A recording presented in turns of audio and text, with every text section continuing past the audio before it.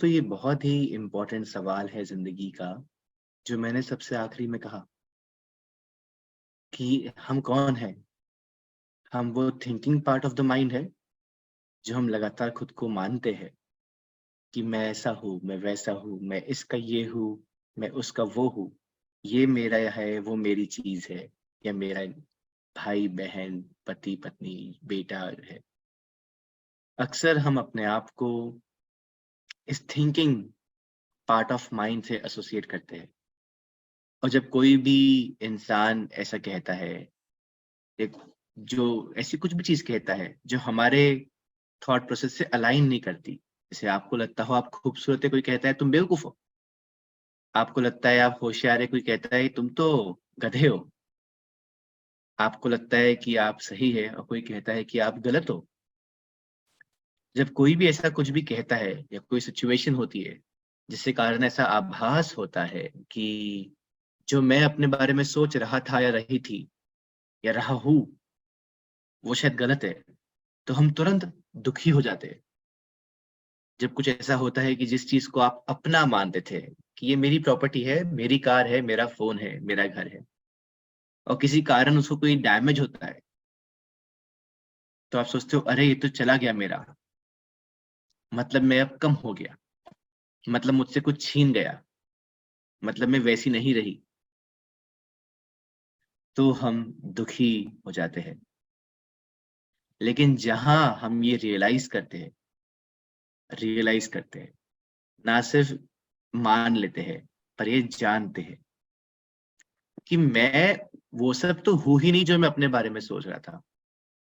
वो सब तो बस आइडियाज़ है जो मैंने कहीं से क्रिएट कर ली। असल में जो मैं हूँ, वो इस सोच के बियॉन्ड है। अभी जब आप अपने ब्रेथ को ऑब्ज़र्व कर रहे थे, तो आपके थॉट्स थोड़े कम हो गए और आपने पाया कि थॉट्स कुछ आ रहे हैं और जा रहे हैं। तो जो चीज़ बदल रही है, वो तो आप हो ही नहीं सकते।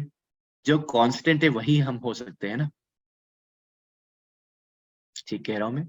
जो कांस्टेंट है, वो हम हैं। जो बदल रहा है, वो हमारा हो सकता है, पर वो हम नहीं हो सकते। राइट?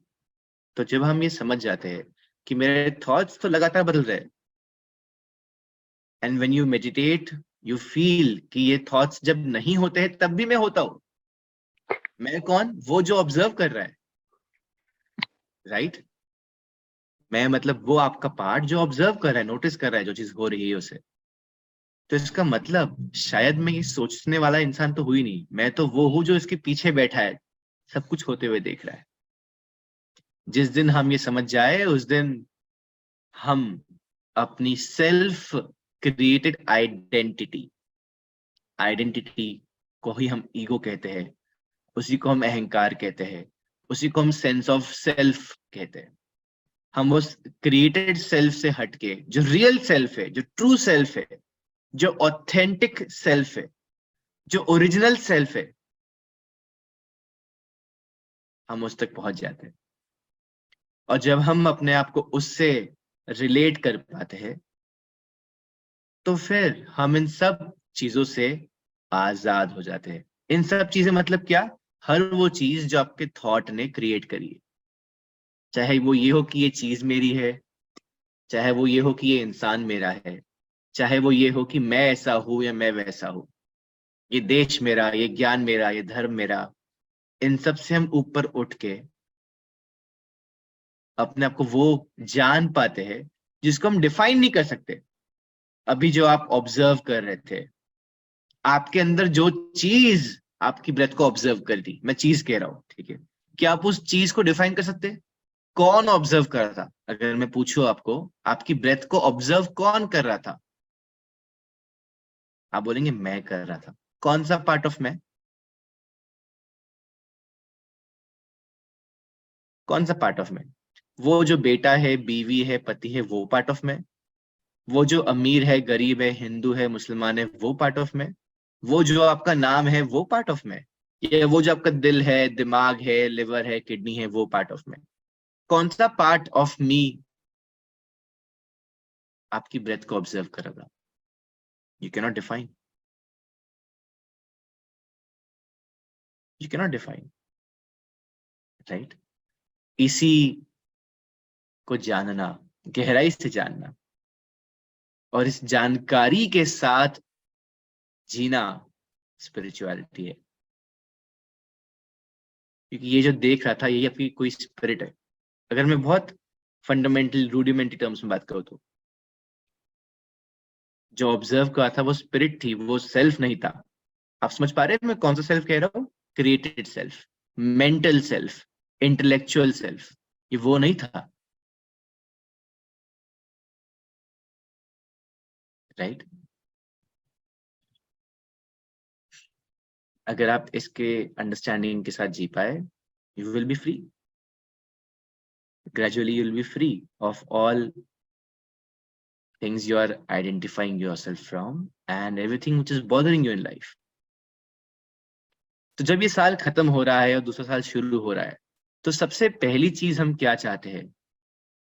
हमें चाहते हैं कि इस साल में हमने जो कुछ अनफॉर्चुनेट एक्सपीरियंस किया, चाहे हमारा कोई बिजनेस में लॉस हुआ हो, किसी ने हमारी बेइज्जती या इंसल्ट किया हो, किसी से हमारा रिश्ता खराब हुआ हो, कोई ब्रेकअप हुआ हो किसी भी किस्म का, कहीं फेलियर हाथ लगा हो, कहीं जो एक्सपेक्टेड डिजायर, ड्रीम, गोल था वो मीट ना हुआ हो, तो हम उस दुख के साथ ना जिए, उस दुख के साथ इस नए साल की शुरुआत ना करें। हम चाहते हैं कि हम उस दुख को, उस तकलीफ को, उस दर्द को या उस गम को या उस गिल्ट को, उस पछतावे को छोड़कर नए साल की शुरुआत करें। और वो छोड़ने का, वो दुख, दर्द, तकलीफ भुलाने का सिर्फ एक तरीका है, और वो ये रियलाइज करना कि वो दुख, दर्द, तकलीफ जिसको बिलोंग करता है वो तो मैं हूं ही नहीं। आप समझ पा रहे? वो दुख, दर्द, तकलीफ जिसको हुआ है, जिसको बिलोंग किया है, वो मैं हूं ही नहीं। क्योंकि मैं वो थिंकिंग माइंड नहीं हूं, मैं वो मेंटल आइडेंटिटी नहीं हूं। मैं उसके पीछे ये जो ऑब्जर्वर है, ये जो साक्षी है, दृष्टा है, देखने वाला है, जिसने अभी ब्रेथ को देखा, मैं वो हूं। और उसको तो कोई डिफाइन कर ही नहीं सकता, राइट? तो the first step is to realise कि वो तकलीफ जिसको हुई, वो इंसान मैं नहीं हूं। 10 वो तकलीफ आपके अंदर अब नहीं होगी। दूसरा, नए साल को इस सोच के साथ भी शुरू करना। मैं जानता हूं आपने बहुत सारे गोल्स सेट किए होंगे, और करना भी चाहिए, कोई खराबी नहीं, कि मुझे नए साल में फाइनेंशियली इतना पैसा कमाना है, मुझे नए साल में वर्क वाइज ये ग्रोथ करनी है, नई पोजीशन पाना है, नए प्रोडक्ट को लॉन्च करना है, नया बिजनेस शुरू करना है, जो भी, या मुझे नए साल में इतनी किताबें पढ़ना है, फिट होना है, हेल्दी होना है, मे बी लेजी नहीं होना है, प्रोएक्टिव होना है, आलस छोड़ के बहुत सुपर एक्टिव रहना है। ऐसे अपने कई तरह के गोल्स बनाए होंगे, जो बनाना चाहिए, कोई खराबी नहीं है उसमें।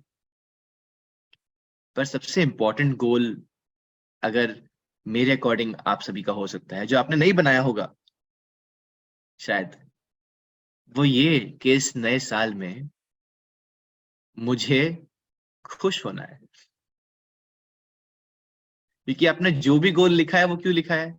आपको लगता है वो चीज के होने से आपको खुशी होगी, और पैसा मिलेगा तो वाह वाह मुझे खुशी होगी, प्रमोशन मिलेगा तो खुशी होगी, अच्छी हेल्थ मिलेगी, वजन कम होगा या बॉडी बन जाएगी तो खुशी होगी, नई बीवी मिलेगी तो, ओहो सॉरी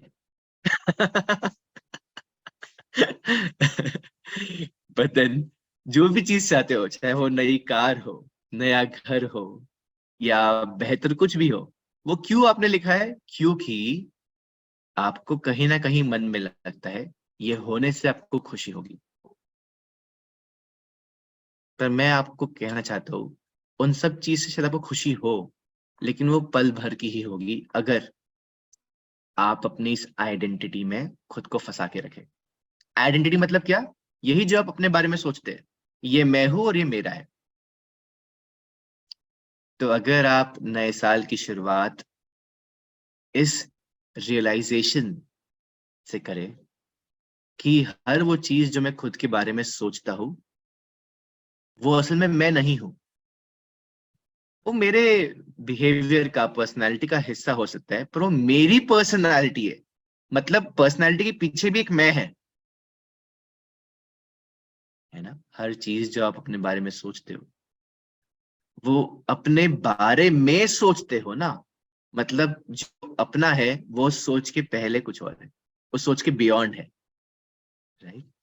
अगर आप इस रियलाइजेशन के साथ इस साल की शुरुआत करें तो मेरा यकीन मानिए, इस साल में जो भी हो, आपके जितने भी गोल फुलफिल हो या ना हो, आपके साथ कुछ भी अच्छा हो, अच्छा इंसिडेंट हो या ना हो, एक्सीडेंट हो, मतलब आप खुश रहेंगे। आप उस दुख में नहीं डूबेंगे, क्योंकि जब तक आप मानते हैं कि मेरा नुकसान हो गया, मेरी बेइज्जती हो गई, या मैं कहीं से कम हो गया या कम हो गई, तब तक आप दुखी रहेंगे। और जब तक आप ये जानते हैं, मानते नहीं, जानते हैं कि जो रियल मैं हूं वो तो ना कभी कम हो सकता है ना कभी ज्यादा हो सकता है। हाँ, मेरी पर्सनैलिटी में बदलाव हो सकता है। आज मैं बड़ा शर्मीला इंसान हूँ, कल मैं बहुत एक्सट्रोवर्ट और कॉन्फिडेंट हो सकता हूँ। आज मुझे ये चीज नहीं आती, कल मैं उसमें एक्सपर्ट हो सकता हूँ। आज मैं बदसूरत हूँ, कल मैं खूबसूरत हो सकता हूँ। आपकी पर्सनैलिटी में, आपके बॉडी में काफी कुछ चेंज हो सकता है, आपके थॉट्स में, आपके काम करने के तरीके में। लेकिन इस पर्सनैलिटी के पीछे जो मैं है, जो सच में इसको चेंज कर रहा है, वो रिमोट कंट्रोल जो चला रहा है पीछे से बैठ के,